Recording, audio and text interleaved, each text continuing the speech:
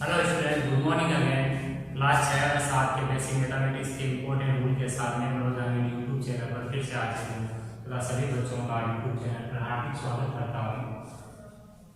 पिछली क्लास में हमने दशमलव संख्याओं के बारे में पढ़ा कि कोई भी जो खंड है उसके समान हिस्से करते हैं। अगर 10 हिस्से करते हैं, 100 हिस्से करते हैं, 1000 हिस्से करते हैं, तो वो जो प्रत्येक हिस्सा है, जैसे 10 हिस्से करेंगे तो प्रत्येक हिस्सा उसको हम दशांश कहेंगे, 100 हिस्से करेंगे तो प्रत्येक हिस्से को हम शतांश यानी 1/100 कहेंगे, और 1000 हिस्से करेंगे तो प्रत्येक हिस्से को 1/1000 यानी सहस्त्रांश कहेंगे। अब 1/10 है उसको हम 0.1 लिखते हैं, तो उसमें जो 0.1 जो है वो पॉइंट जो है 0.1 या फिर वो जो पॉइंट है वो पॉइंट दशमलव को बताता है, और वो जो लिखी गई संख्या वो आपकी दशमलव संख्या होती है। ये हमने समझा। उसके अलावा हमने ये भी समझा कि कोई संख्या जो भिन्न में है वो अपने दशमलव में भी निरूपित की जा सकती है, और जो दशमलव में है उसको भिन्न में लिखा जा सकता है। सबसे पहले हमने जो दशमलव संख्या है उसको भिन्न में बदलना सीखा, पॉइंट हटा के, और भिन्न है उसको भी दशमलव में बदलना सीखा।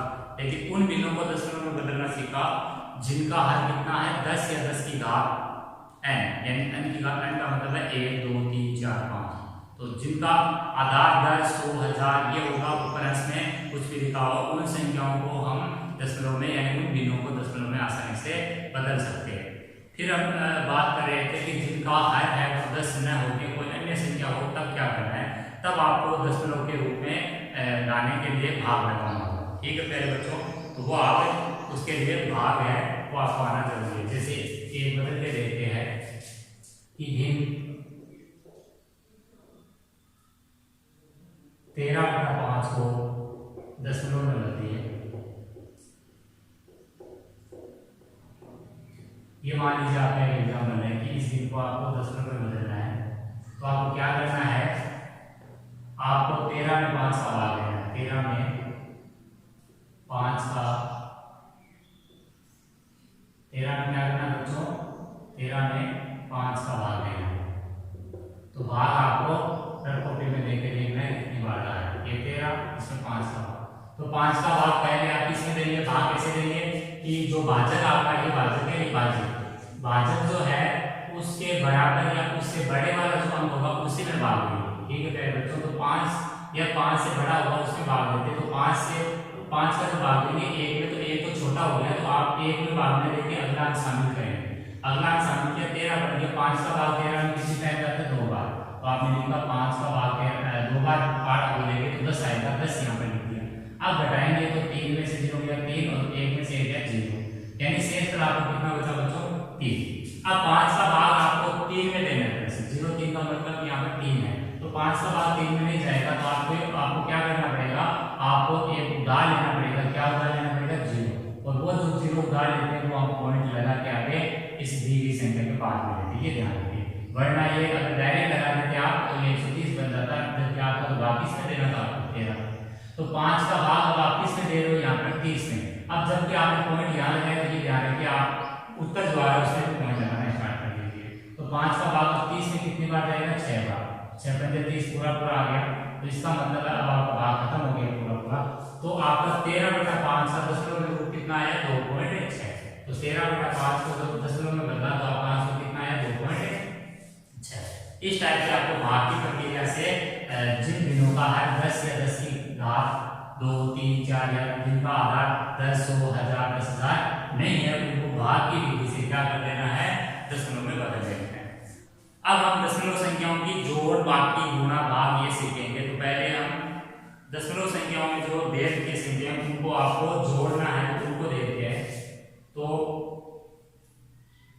सबसे पहले एक लिखते हैं दशमलव संख्याओं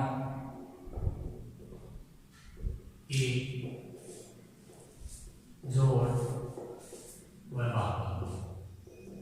आज हम दशमलव संख्याओं की जोड़ और बाकी है उसको सीखेंगे कि अगर संख्याएं दशमलव में दे रखी है तो उनको कैसे जोड़ना है।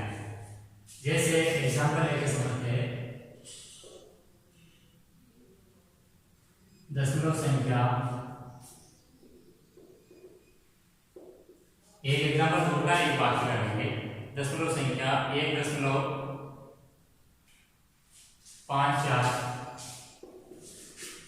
में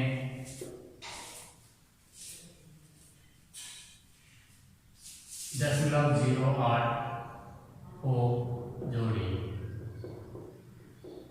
इनको जोड़ना है तो जोड़ने का तरीका क्या आपका सबसे पहले वो समझिए। जब भी दशमलव संख्याओं को जोड़ना है तो आपको क्या करना है, सबसे पहले जो भी संख्या है उसको एक को पहले लिख दो। शुरुआत में कौन आ रहा है 1.54 आ रहा है, इसको लिख दो। शुरुआत में आ रहा है तो इसको लिख दो। तो सबसे पहले हम 1.54 इसको लिख देते हैं।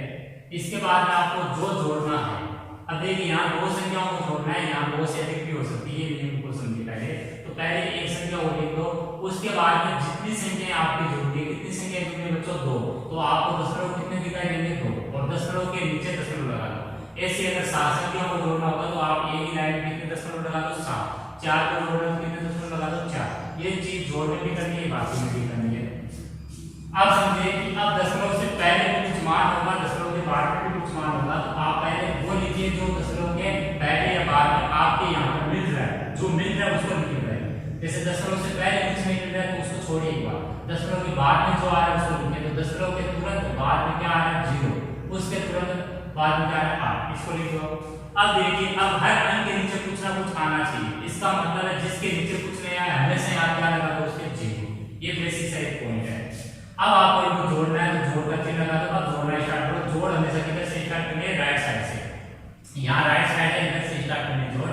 तो 4 और 8 को जोड़ो। 4 8 मतलब 12, 12 का 2 और 12 का 2 इकाई और बाकी तो दाई मतलब उसको आगे तो ऊपर दिया। अगले इसमें अब 5 और 1 जोड़ा 6, 6 में 0 जोड़ेंगे, 0 को जोड़ के मेरा बदलाव आएगा नहीं तो कितना आएगा, 6 आएगा। हासिल आपके लगी नहीं है, दशमलव के स्थान पर दशमलव लगा दो। 1 में 0 जोड़ा कितना है, 1। तो कहने का साफ मतलब है कि 1.54 में जब 0.08 को जोड़ा तो आपका आंसर कितना मिला, 1.62, 1.62। अब इसी चीज में हम करते हैं बाकी। ठीक है बच्चों, इसी चीज में हम क्या करते हैं, बाकी करते हैं में से 0.08 को घटाइए। अब बाकी करते हैं हम, तो बाकी में भी क्या करना है, पहले ये ध्यान रखिए बाकी जब भी करेंगे तो यहाँ पर अक्सर दो संख्या होगी, आपको ज्यादा संख्या नहीं होगी, जोड़ में ज्यादा दे सकता है। लेकिन आपको नियम से चलना है कि हमेशा दशमलव के नीचे दशमलव लगाना, जितनी संख्या उतने दशमलव आएंगे। नॉर्मल जोड़ जैसे होती है वैसे होगी। तो यहाँ पर जो बड़ी संख्या उसमें से छोटी कर रही है 1.54 और 0.08 में, ये बड़ा आपका, ये ध्यान देखेंगे बड़ा छोटा भी। तो पहले ये समझिए 1.54 में से वही वापस वैसे ही लिखना है, दशमलव के नीचे दशमलव, फिर दाईं तरफ 0 और 8। इससे पहले कुछ नहीं है तो 0 लगा। अब घटाओ का चिन्ह यानी बाकी का है। अब घटाना भी इधर से यानी राइट साइड से चलना है। तो 4 से 8 घटाना, 4 से 8 घटने से जब नहीं घटता है तो बाकी में क्या करते हैं, उधार लेते हैं। उधार बोल देता है उससे जो पहले वाला जो संख्या वो देगा। तो 5 इस 4 को एक उधार देगा, तो एक उधार देगा तो कितना बनाएगा, इसका 2 अंकों का मान बनाएगा। ये ध्यान रखिए, एक उधार देके इसको 5 नहीं बनाने वाला, एक उधार देके वो इससे पहले रख के इसको 2 अंक का बनाएगा। और 5 ने एक उधार दे दिया तो 5 की जगह आप क्या लिखोगे, क्रॉस करके यहाँ पर 4 लिखोगे। तो ये 14 बन गया। 14 में से 8 गए, कितना बचा आपके बच्चों, 6। 14 में से 8 गए, कितना बचा, 6। अब 4 में से आपको क्या घटाना, 0। तो 4 में से 0 आराम से घटाएगा, कितना बचेगा, 4। फिर है 1 में से 0 घटाना है, तो 1 में से 0 घट जाएगा, कितना बचेगा, 1। तो कहने का मतलब है 1.54 है, उसमें से जब 0.08 को हमने माइनस किया या घटाया तो हमारा रिजल्ट क्या आया, 1.44। ये आपके बाकी है। इस टाइप से आपको दशमलव संख्या की जोड़ और बाकी करनी होती है, ये आप आसानी से सीख गए होंगे। बाकी आपको और जो बुक में जो ढेर के सवाल उनसे प्रैक्टिस करनी है, नहीं आया वो आप पूछते रहिए। अगली चीज हम देखते हैं दशमलव संख्याओं की तुलना। अगली हमारी यूनिट है दशमलव संख्याओं की तुलना। अब देखिए बच्चों, दशमलव संख्याओं की तुलना कैसे करेंगे। दो दशमलव संख्याएं दे रखी है, जैसे दिन में अगर दो संख्याएं दी थी तो उनकी तुलना हमने सीखी। ठीक है बच्चों, अब दशमलव संख्या है, पूर्णांक में हमने सीखा पूर्णांक में तुलना कैसे करते हैं। अब दशमलव संख्याओं की जब बात चल रही है तो उसमें भी हमें तुलना करनी आनी जरूरी है कि तुलना कैसे करेंगे। तो उदाहरण लेते हैं, उदाहरण है इसके लिए पहला 3.07 में 3.8। ठीक है प्यारे बच्चों, इन दो दशमलव संख्याओं में आपको तुलना करनी है और तुलना हमेशा 3 रूप में होती है, बड़े, छोटे और बराबर से छोटे। तो देखना है कि कौन छोटा है कौन बड़ा है या ये आपस में बराबर है। तो समझिए कहानी को कि दशमलव संख्याओं की तुलना करनी है तो कैसे करनी है। सबसे पहले जब दशमलव संख्या में तुलना करनी होती है तो सबसे पहले तुलना करनी होती है पूर्ण भाग की। पूर्ण भाग जो दशमलव से ठीक पहले आता है, दशमलव से जो ठीक पहले आता है वो पूर्ण भाग होता है, उसकी तुलना आपको सबसे पहले करनी है। पहला पॉइंट क्या है, सबसे पहले तुलना की जाती है दशमलव संख्याओं के पूर्ण भाग की। पूर्ण भाग आपका यहाँ पर दोनों जगह क्या है, समान। अब अगला पॉइंट समझिए, जब पूर्ण भाग आपका समान है तो तुलना आपको दशमलव की करनी है। और अगर पूर्ण भाग आपका अलग अलग है, जैसे यहाँ 3 है, यहाँ 4 है, या यहाँ 3 है, यहाँ 2 है, तो 3 और 2 में आपको पता है 3 बड़ा होता है, 3 और 4 में 4 बड़ा होता है। तो जब दशमलव संख्याओं की तुलना की पूर्ण भाग की तुलना से आपको काम हो रहा है तो आपको दशमलव भाग की तुलना नहीं करनी है। लेकिन जब पूर्ण भाग समान है तो तुलना किसकी करनी है, दशमलव भाग की करनी है। दशमलव भाग में पहले दशांश की तुलना होगी, फिर शतांश की, फिर सहस्त्रांश की, ये 3 चीजें होती है। तो दशांश से अगर काम हो रहा है तो आपको आगे नहीं करना है, दशांश से नहीं हो रहा है तो शतांश से करना है, शतांश से नहीं हो रहा है तो सहस्त्रांश से। तुलना आपको देखना है, जिससे बन जाए उसी से आप रिजल्ट लिख सकते हो कि कौन बड़ा है छोटा है। जिससे तुलना नहीं हो रही है यानी जो चीज सेम आ जाए तो आपको तुलना अगली चीज से करनी है। तो यहाँ मैं देख रहा हूँ कि दशांश 0, यहाँ दशांश कितना है 8, तो यहाँ दशांश 0, यहाँ दशांश 8 में 0 छोटा है। इसका मतलब ये हुआ कि आपकी यहाँ पर जब तुलना करेंगे हम तो तुलना करने पर जो ये आपका दोनों संख्याएं जो है इसमें आपके तुलना करेंगे जब, तो आपके यहाँ पर पहली संख्या में तो 0 है, दूसरी संख्या में कितना 8 है। तो इसके कारण आप कह सकते हो कि 0 और 8 में 8 बड़ा होता है, इसका मतलब ये संख्या बड़ी है। यही मान लो अगर यहाँ 8 होता तो आप 8 और 8 दोनों जगह सेम है तो तुलना किसकी करते थे, शतांश। शतांश यहाँ 7 यहाँ 9, तो 7 और 9 में कौन बड़ा है, 9, फिर भी यही संख्या बड़ी होती है। लेकिन यहाँ 5 होता तो 3.87 ये बड़ा होता था किससे, 3.85 से। अब क्लियर हो गया आपको। तो यहाँ पर तुलना सबसे पहले किसकी करनी होती है, पूर्ण भाग की। आप लिखेंगे कि यहाँ पूर्ण भाग समान है जो कि 3 है, जो कितना है 3 है। यहाँ पूर्ण भाग कितना है, समान है दोनों जगह, और वो कितना है 3 है। अतः दशांश की तुलना से, किसकी तुलना से, दशांश की तुलना से। दशांश में आपका यहाँ 0 है, यहाँ कितना है 8 है। दशांश की तुलना में आप देखिए यहाँ 0 है, यहाँ कितना 8 है। तो दशांश की तुलना से 0 क्या है, छोटा है किससे, 8 से। समझे बच्चों, 0 छोटा है 8 से, यही कह दो 8 बड़ा है 0 से। अतः आप कह सकते हो कि 0 की साइड में जो संख्या में है वो संख्या छोटी है किस वाली संख्या से, 8 जिस संख्या में है उस संख्या से। तो आप कह सकते हो अतः 3.07 छोटा है किससे, 3.89 से। या आप तुलना करनी कि 3.47 छोटा है किससे, 3.89 से। एक और समझिए इसमें,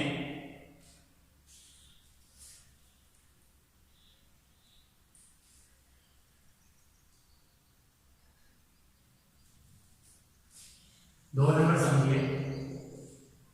जैसे आपको कह दिया 0.57 और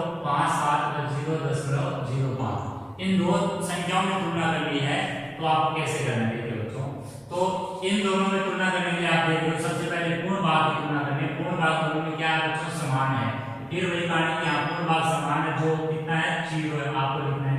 फिर आपको पूर्ण भाग समान है तो तुलना उसकी नहीं करनी है, तुलना उसी चीज की करनी है जो अलग अलग हो सकती है। अलग अलग यहाँ ये समान से तुलना नहीं होती, अलग अलग तुलना होती है।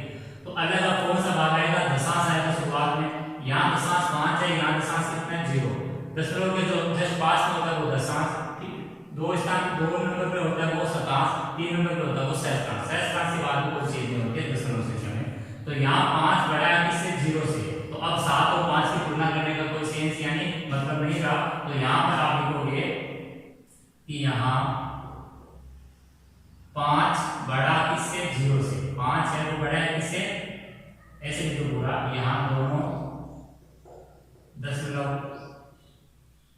संख्याओं, दोनों दशमलव संख्याओं के दशांश का मान 5 है 0 है तथा 5 बड़ा है किससे 0 से, अतः 0.57 बड़ा है किससे 0.05 से। यह आपने तुलना करी कि 0.57 बड़ा है किससे बच्चों 0.05 से। इस टाइप से आपको